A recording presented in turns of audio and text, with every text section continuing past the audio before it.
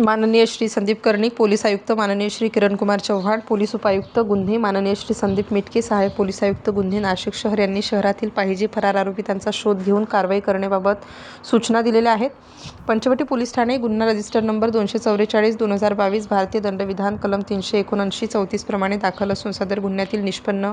पाहिजे आरोपी वैभव शिवाजी तोर याचा शोध घेण्याबाबत माननीय वरिष्ठांनी गुन्हे शाखेस आदेश दिले होते. त्या अनुषंगाने गुन्हे शाखा युनिट 2 कडील पोलीस अधिकारी व अंमलदार हे सदर आरोपिताचा शोध घेत असताना सहाय्यक पोलीस उपनिरीक्षक शंकर काळे व सहाय्यक पोलीस उपनिरीक्षक विलास गांगुर्डे यांना गोपनीय बातमी मिळाली की सदर गुन्ह्यातील पाहिजे निष्पन्न आरोपी वैभव शिवाजी तौर हा गुन्हा घडल्यापासून गेले 4 वर्षांपासून फरार असून तो सध्या दसगाव नाशिक रोड या परिसरात वावरत आहे अशी माहिती मिळाली. सदरची बातमी सहाय्यक पोलीस निरीक्षक हेमंत तोडकर प्रभारी अधिकारी गुन्हे शाखा युनिट 2 नाशिक शहर यांना कळवली असता त्यांनी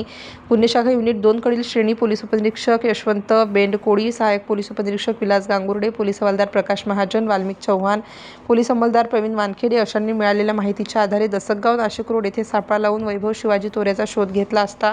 तो मिळून आल्याने त्यास ताब्यात घेऊन त्याचे नाव व पत्ता विचारले असता त्याने त्याचे नाव वैभव शिवाजी तौर वय 24 वर्ष राहणार प्लॉट नंबर 45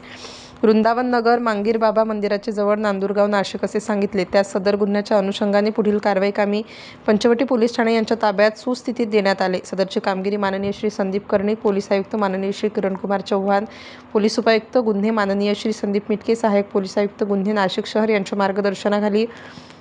गुन्हे शाखा युनिट 2 कडील सहाय्यक पोलीस निरीक्षक हेमंत तोडकर प्रभारी अधिकारी, सहाय्यक पोलीस निरीक्षक डॉ. समाधान हिरे, श्रेणी पोलीस उपनिरीक्षक यशवंत बेंडकोळी, सहाय्यक पोलीस उपनिरीक्षक विलास गांगुर्डे, पोलीस हवालदार प्रकाश महाजन, वाल्मिक चव्हाण, पोलीस अंमलदार प्रवीण वानखेडे अशांनी केली आहे. Star news bureau, Nashik.